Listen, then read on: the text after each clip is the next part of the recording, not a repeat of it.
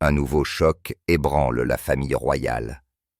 La princesse Béatrice a révélé de manière surprenante un accord secret entre Camilla et son propre père. Cette vérité a rendu le roi Charles muet, sans voix devant les regards stupéfaits dans le palais, et cette révélation a non seulement plongé Camilla dans la tourmente des critiques, mais a également éveillé des soupçons sur des intrigues sous-jacentes qui pourraient exister depuis de nombreuses années au sein de la monarchie britannique. Et la question est la suivante. Est-ce le début d'un scandale historique ou la fin de la position de Camilla aux côtés du roi? Pénétrons dans le monde caché derrière les révélations choquantes de la princesse Béatrice sur la reine Camilla et le prince Andrew. L'interview secrète menée par la princesse Béatrice n'était pas un simple événement, mais un coup de tonnerre qui a stupéfié le roi Charles au milieu du palais, et la famille royale britannique, qui a déjà connu suffisamment de tempêtes à travers des divorces, des affaires publiques et des querelles internes, est maintenant confrontée à un ébranlement inhabituel. Un membre de la famille royale s'exprime publiquement sans l'accord du palais. Dans un discours en direct devant le public, la princesse Béatrice a révélé des détails que même les personnes au palais ont dû reconnaître comme importants et surprenants. Des sources confidentielles rapportent que ces informations ont une portée pour un roi qui lutte pour la stabilité de son règne, qui dépasse la plupart des événements royaux récents. Et le ton de la princesse Béatrice était clairement décidé, ne laissant guère de place au doute, chaque mot soigneusement pesé, à la fois puissant et finement l'expression d'une confiance en soi, qui découle d'une connaissance profonde. Elle ne s'est pas contentée de simples descriptions, mais a cité des lettres et des notes qu'elle avait elle-même vues de ses propres yeux. Ces documents comprenaient une correspondance entre des conseillers de haut rang du palais et le prince Andrew, qui n'avait jamais été rendu public, et les observateurs de l'interview ont décrit sa voix comme étant calme et persévérante, dégageant un calme rare, nourri par la connaissance certaine de chaque détail et la clarté de ce qu'elle voulait transmettre. Normalement, les processus de communication au palais de Buckingham se déroulent sans problème. Mais cette fois, tout s'est effondré immédiatement. Le personnel de la cour a été submergé d'appels, de courriels et de messages du monde entier. Les médias ont diffusé ces déclarations en boucle, tandis que les réseaux sociaux ont explosé en quelques minutes, et le hashtag #BatrickBombshell est rapidement devenu une tendance mondiale, et il s'agissait d'une fuite interne d'une ampleur sans précédent, une crise dont les observateurs avertis reconnaissent n'avoir pas connu depuis des décennies.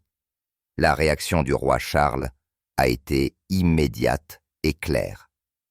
Il a annulé 2 audiences publiques prévues et a passé l'après-midi à consulter un petit cercle de personnes à Clarence House, se retirant pendant des heures de ses fonctions officielles et étant pris entre la protection de la réputation de la monarchie et la protection de sa famille. Un dilemme que même les stratèges politiques expérimentés peuvent difficilement équilibrer. Les révélations de la princesse Béatrice ne sont pas des rumeurs ou des spéculations. Elles reposent sur des documents et des communications concrets et soulèvent des questions profondes sur les processus qui se déroulent à huis clos au palais, et la réaction du public a été rapide et forte. En quelques heures, un sondage de YouGov a révélé que la confiance dans la transparence de la monarchie avait chuté de 12%, tandis que les experts en histoire royale et en droit constitutionnel ont immédiatement commencé à analyser et ont reconnu que l'un des mécanismes les plus sophistiqués de la famille royale était mis à rude épreuve.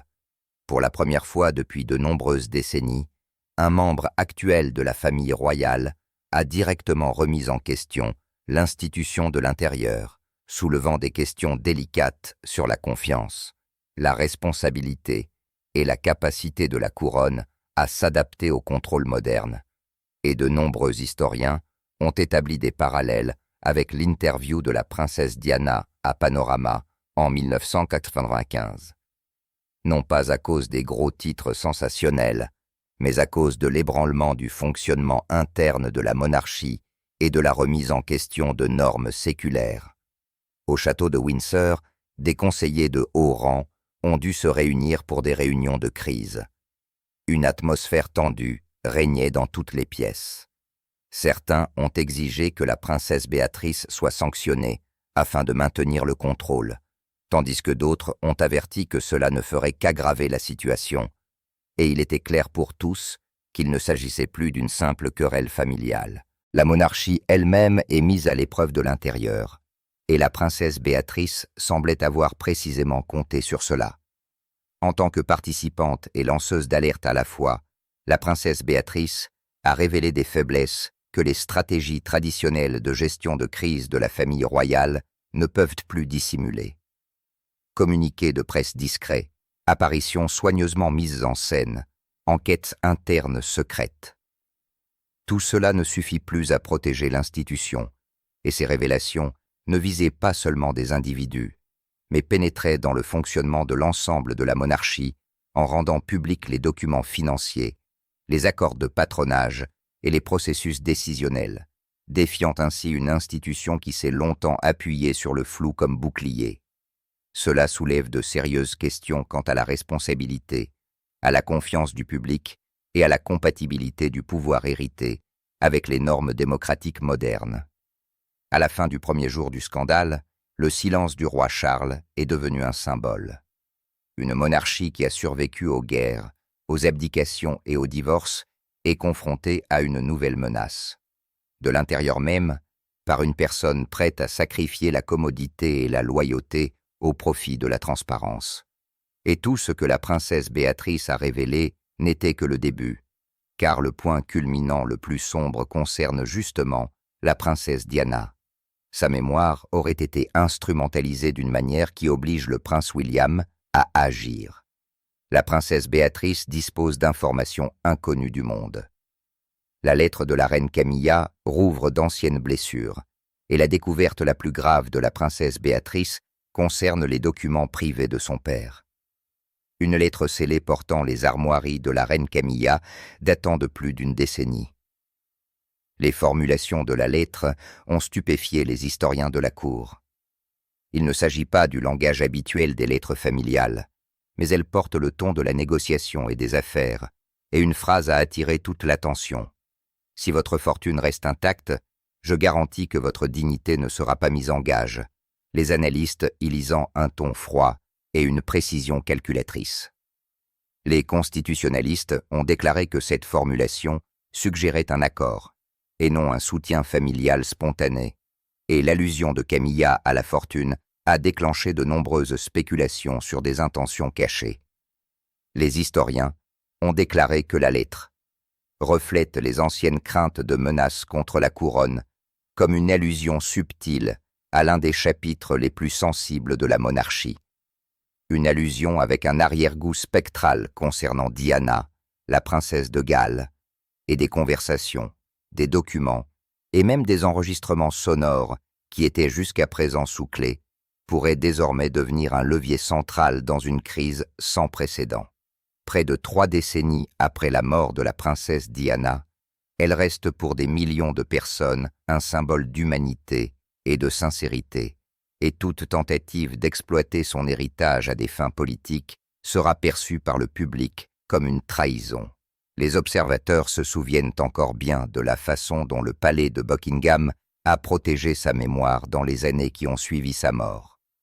Mais l'idée que des traces privées de sa vie pourraient être utilisées pour protéger la réputation de la monarchie a déclenché une vague d'inquiétude.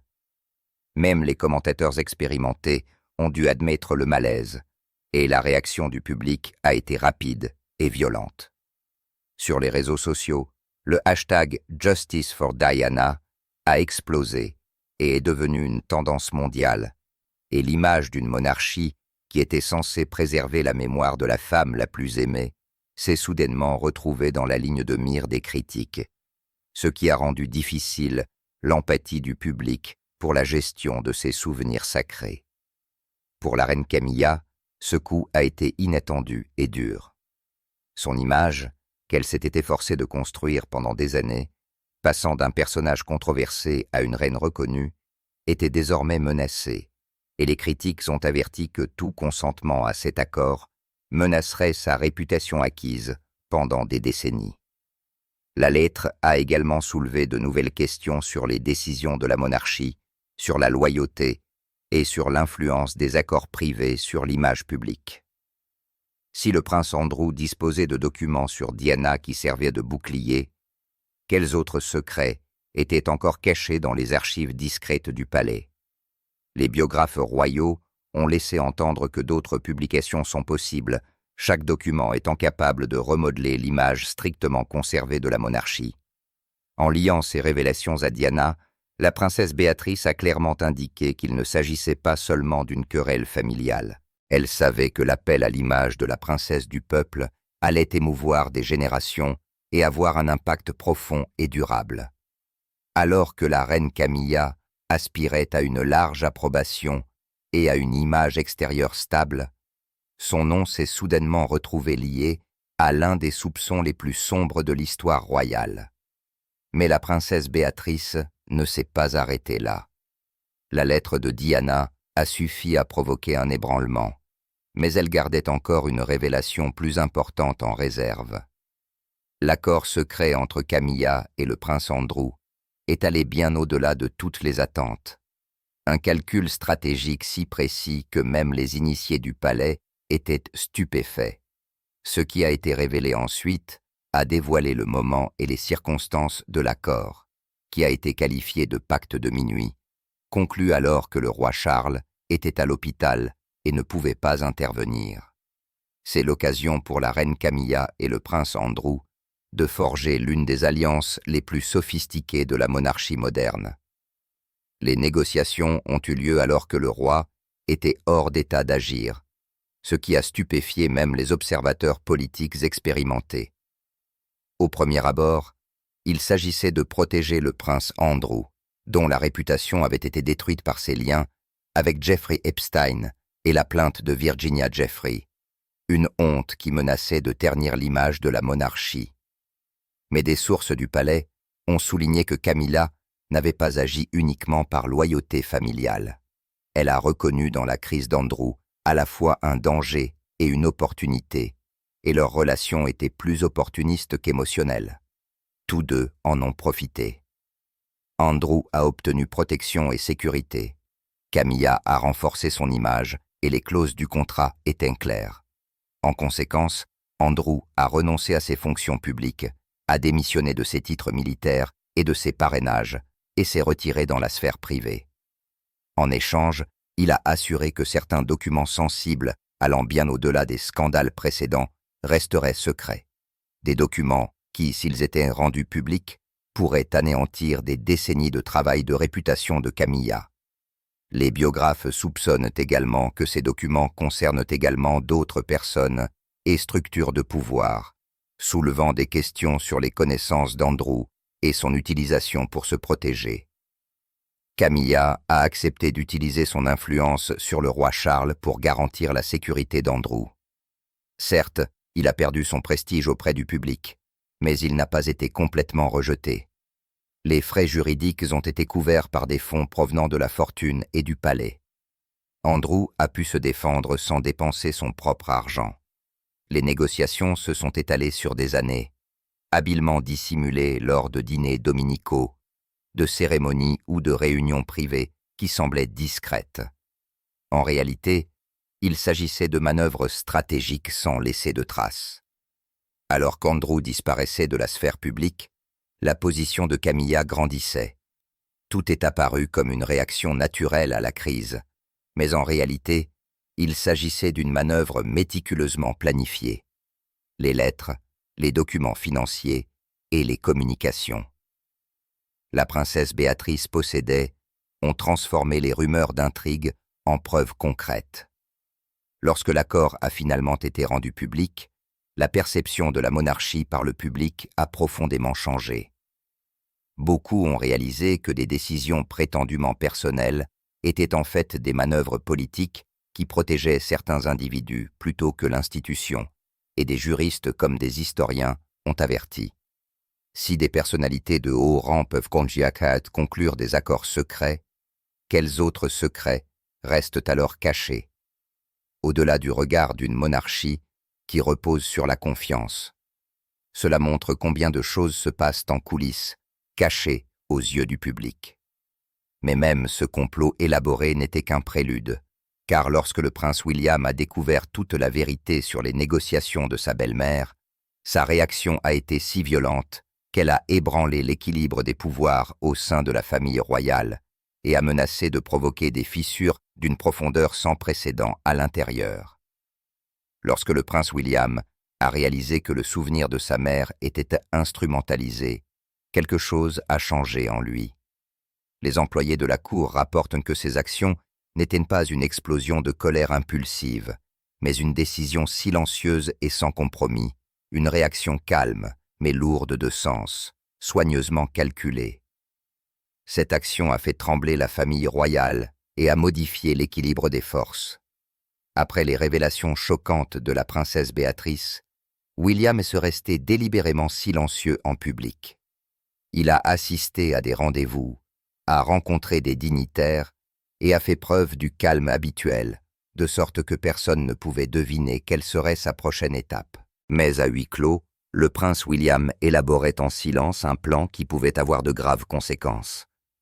Des confidents ont révélé qu'il avait lancé une enquête méticuleuse, travaillant sans relâche avec des conseillers, des juristes et des employés du palais, examinant chaque document, vérifiant les faits et établissant une image complète des événements. Pour ceux qui le connaissent, cette approche était typique, disciplinée, précise, jamais irréfléchie.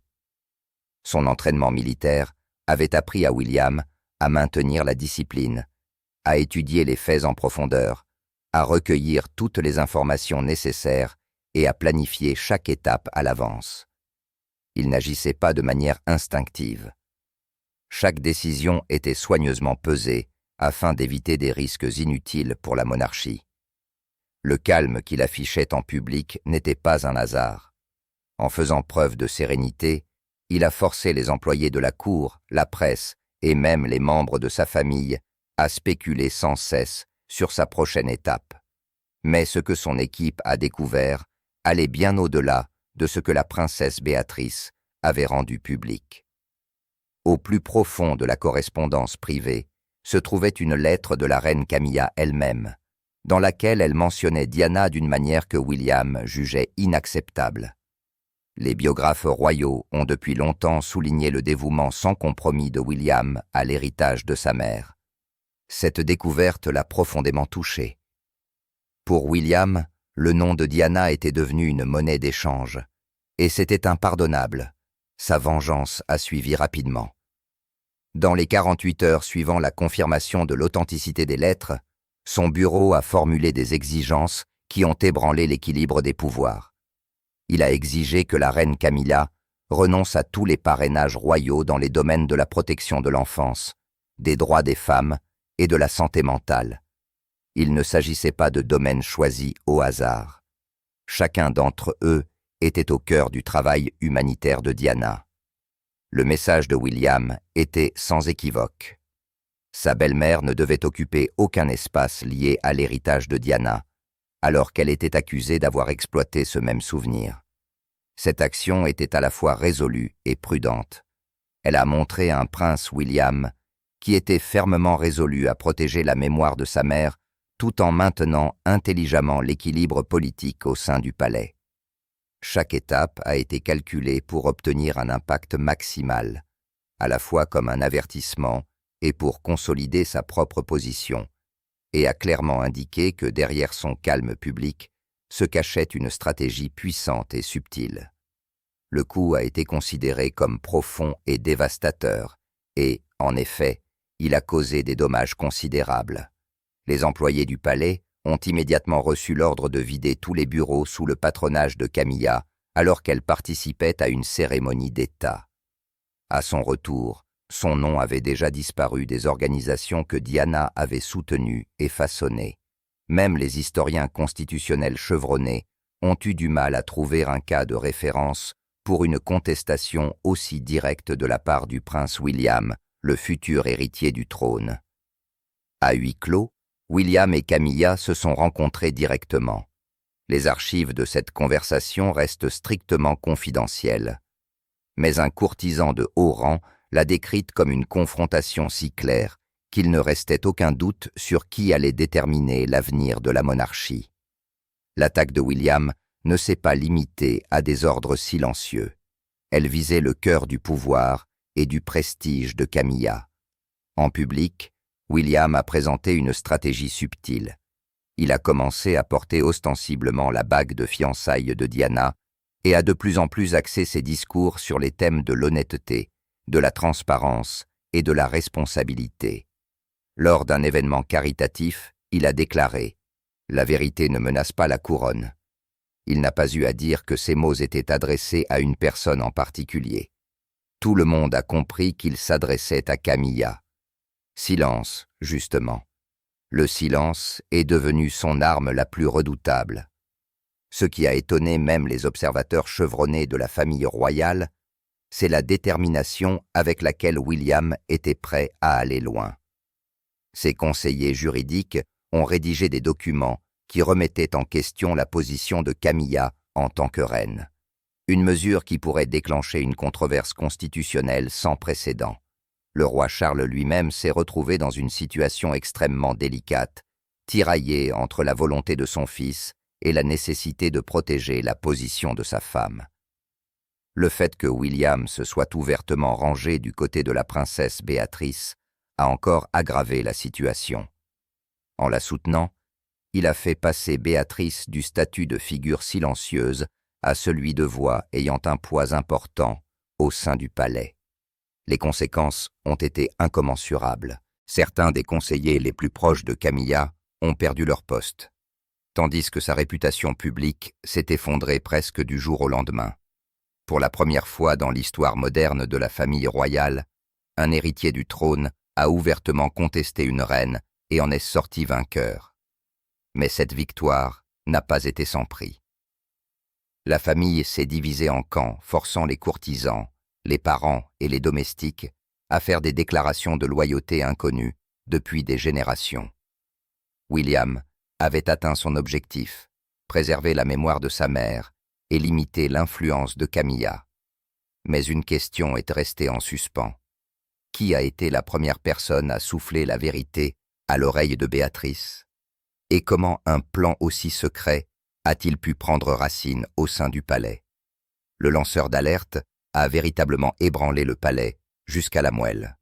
Le scandale qui a fait vaciller la famille royale britannique n'a pas commencé par un titre sensationnel ou une photo divulguée. Il a commencé par un appel téléphonique nocturne. L'appelant était un employé du palais à la retraite, qui avait servi la famille royale pendant des décennies et qui a finalement décidé de révéler des informations qu'il avait gardées secrètes pendant si longtemps. Il avait trop longtemps observé la relation entre le prince Andrew et la reine Camilla, jusqu'à ce qu'il réalise que le silence n'était plus une option. Dans le même temps, la princesse Béatrice rencontrait de plus en plus de difficultés avec son rôle au sein de la famille royale. Ses rares apparitions lors d'événements publics ont alimenté les rumeurs dans la presse et ont créé une atmosphère de tension et d'agitation, dans laquelle chaque événement ordinaire pouvait devenir une occasion de mettre en lumière des secrets longtemps cachés. Peu de gens soupçonnaient que le retrait de Béatrice n'était pas dû à des contraintes de temps, mais à une incertitude croissante. Elle se sentait piégée et entraînée dans le rétablissement de la réputation de son père, sans jamais y avoir consenti. Alors que ses doutes atteignaient leur apogée, l'appel qui allait tout changer est arrivé. L'appelant n'était pas n'importe quel ancien employé, mais une personnalité qui avait connu plusieurs règnes, vu d'innombrables crises, du scandale de Diana aux longues controverses de Charles. En agissant ainsi, il a brisé un tabou. Les employés du palais étaient réputés silencieux jusqu'à la mort. Le fait que quelqu'un occupant cette position ait commencé à parler était le signe indubitable que les machinations autour d'Andrew et Camilla avaient franchi un seuil dangereux. Selon des sources du palais, la conversation a duré plus d'1 heure. L'informateur a guidé Béatrice pas à pas et lui a montré où trouver les dossiers cachés dans les archives privées de son père. Il connaissait parfaitement le système car il avait lui-même participé à sa mise en place. Chaque casier, chaque référence cryptée, chaque document enfoui au fil des ans. Ces instructions étaient si précises que rien ne pouvait être négligé. Il ne s'agissait pas d'une réaction impulsive, mais du résultat de mois de lutte intérieure, avant qu'il ne se décide finalement à décrocher le téléphone. En contactant directement Béatrice, au lieu de la presse ou du Parlement, il a donné aux révélations un poids indéniable. Elles provenaient de l'intérieur même de la famille. Béatrice n'a pas hésité. Elle n'a pas cherché de réconfort auprès de son père et n'a pas réagi de manière précipitée.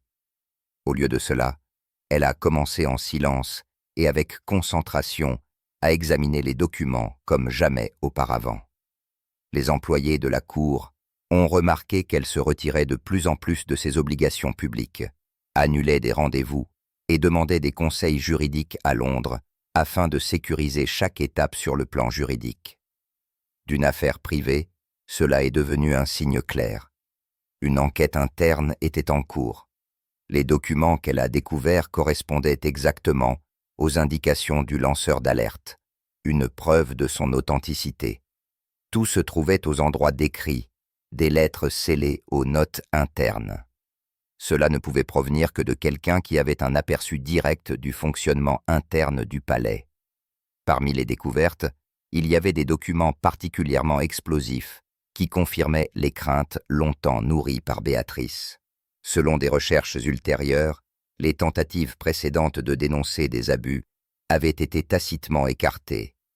La découverte de Béatrice n'en a été que plus précieuse.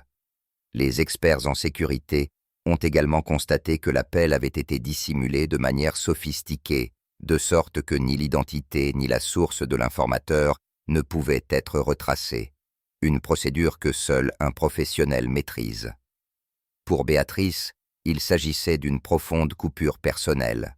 Les révélations n'ont pas seulement confirmé ses doutes, elles l'ont également transformée d'une fille loyale en une enquêtrice courageuse, prête à remettre en question le système de l'intérieur. La reine Camilla a immédiatement reconnu la menace. En quelques jours, elle a participé à des réunions de crise, est apparue sans prévenir à Clarence House et a senti que les structures soigneusement érigées du palais commençaient à s'effriter. Le fait que le lanceur d'alerte se soit adressé directement à Béatrice et non à des instances externes était une décision stratégique. Provenant de l'intérieur, les révélations étaient irréfutables. Les historiens ont qualifié cette étape d'inédite par la suite. Un employé de longue date a rompu son vœu après des décennies de silence et a redéfini la loyauté envers la monarchie. L'impact a dépassé de loin Andrew et Camilla et a établi de nouvelles normes en matière de transparence au sein de la famille royale. Une preuve que même les institutions les plus fermées ne peuvent pas agir totalement dans l'ombre. La décision de Béatrice a fondamentalement changé son rôle au sein de la famille, a ébranlé la structure de la monarchie et a soulevé des questions urgentes sur l'ouverture, la confiance et le pouvoir. Les événements qui ont suivi ont conduit à des développements que l'on avait difficilement pu imaginer et ont fondamentalement façonné l'institution. En septembre 5, lorsque la princesse Béatrice s'est adressée au public, la famille royale a été soumise à un contrôle sans précédent. Elle a révélé des accords secrets concernant son père, le prince Andrew, et a déclenché une réaction en chaîne. En quelques semaines, le Parlement a mis en place des commissions d'enquête pour examiner les finances, les parrainages et les processus décisionnels de la famille royale. Le palais était totalement impréparé. Ce qui avait été réglé en silence à huis clos devait désormais résister à la lumière du public. Camilla, qui pendant des années avait soigneusement construit son image de partenaire controversé à reine reconnue, s'est soudainement retrouvée au bord du gouffre. Les sondages ont montré une perte massive de confiance et plusieurs organisations caritatives se sont séparées de son parrainage. Certaines ont même remercié expressément Béatrice d'avoir mis en lumière l'abus d'influence. Dans le même temps, après la mort de la reine Élisabeth II, une réévaluation complète des parrainages royaux a été lancée. Le roi Charles et la reine Camilla ont cédé un certain nombre de rôles afin de se concentrer sur leurs tâches essentielles, surtout l'engagement de Camilla pour le bien-être de l'enfance et pour les droits des femmes. Des domaines étroitement liés au travail de la princesse Diana ont rapidement été transférés à d'autres membres de la famille. Derrière la scène, la princesse Anne, inébranlable et ferme, était aux côtés de Béatrice et s'assurait que son influence et son poids au sein de la famille royale augmentaient. Anne, connue pour son style pragmatique et direct, a protégé Béatrice des critiques et a donné plus de poids aux réformes au sein de la monarchie. Les experts juridiques ont constaté que l'action de Béatrice dépassait de loin les frontières familiales et établissait une nouvelle norme en matière de responsabilité au sein de l'institution. En s'exprimant de l'intérieur, elle a clairement indiqué « Les futurs monarques ne peuvent plus compter sur la tradition et le cérémonial pour régler des questions délicates à huis clos. » Les conséquences de ces révélations ont dépassé de loin la Grande-Bretagne. Les familles royales d'autres monarchies constitutionnelles, de l'Europe du Nord aux États du Commonwealth, ont suivi les développements à Buckingham Palace avec la plus grande attention. La position cohérente de Béatrice est devenue un symbole de transparence et a montré que même des institutions séculaires peuvent être contestées et réformées. Sa décision a marqué une césure. La monarchie devait désormais faire face à l'ouverture et à la responsabilité publique, une rupture claire avec l'arbitraire d'autrefois. Pendant ce temps, le roi Charles était confronté à l'une des épreuves les plus difficiles de son règne. Alors que le soutien à son leadership diminuait, les demandes de réforme se faisaient de plus en plus fortes. Les stratégies traditionnelles de gestion de crise, les communiqués de presse, les apparitions soigneusement mises en scène, les déclarations bien formulées se sont avérées inefficaces face aux preuves directes provenant de l'intérieur de la famille. Le scandale avait détruit l'illusion d'un contrôle absolu. Ce qui était surtout étonnant, c'est à quel point Béatrice elle-même a changé. Au lieu de se retirer après la tempête, elle a activement accepté son nouveau rôle. Elle a travaillé avec des organisations internationales de défense des droits de l'homme, a pris la parole lors de conférences à Genève, Johannesburg et Sao Paulo, et a souligné la transparence et le leadership éthique. Pour la première fois, elle n'était pas seulement un membre de la famille qui soutenait, mais une créatrice de débats mondiaux. Des réformes ont été menées au palais à un rythme sans précédent. Des rapports financiers détaillés sont devenus obligatoires. Les dépenses, qui étaient auparavant cachées sous des fonds d'État nébuleux, devaient désormais être clairement documentées et vérifiées. Même les plus petites activités de la Cour exigeaient une responsabilité publique. Un niveau de transparence jusqu'alors inconnu a vu le jour et a fondamentalement changé la culture du palais. Les tâches qui exigeaient autrefois une discrétion absolue ont perdu de leur attrait pour les candidats traditionnels. Les nouveaux employés ont été sélectionnés en fonction de leurs compétences juridiques et de leur expérience en matière de conformité. La monarchie s'est transformée en une institution publique de conception moderne, où le secret ne pouvait plus dissimuler les zones d'ombre. Ce changement s'est fait sentir jusqu'au sein du Commonwealth. Plusieurs États ont remis en question leurs liens avec la couronne et ont posé la question de savoir si la monarchie reposait sur des accords dissimulés. La presse mondiale a suivi chaque détail et a considéré la crise en Angleterre comme une étude de cas montrant que même les institutions les plus anciennes doivent se transformer ou s'effondrer. Paradoxalement, l'audace de Béatrice a sauvé la couronne. En initiant une réforme de l'intérieur, elle a rétabli la confiance du public, une chose que les critiques externes n'auraient jamais pu réaliser. Avec les nouveaux mécanismes de contrôle, le soutien à la monarchie s'est stabilisé, une preuve que la responsabilité, et non la loyauté aveugle, assure la survie du trône. Au final, Béatrice a réussi ce que des siècles de réformateurs n'avaient pas réussi à faire. Elle a conduit la monarchie dans un âge moderne de responsabilité. La légitimité de la couronne ne reposait plus seulement sur la tradition, mais devait se mesurer aux mêmes normes d'intégrité que toute autre institution publique. Son courage a non seulement changé la famille, mais a également redéfini la relation entre la couronne et le peuple. Une monarchie blessée, mais renforcée et plus durable qu'auparavant.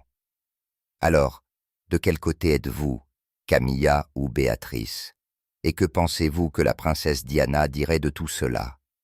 Partagez vos pensées dans les commentaires et n'oubliez pas d'aimer, de partager et de vous abonner à la chaîne.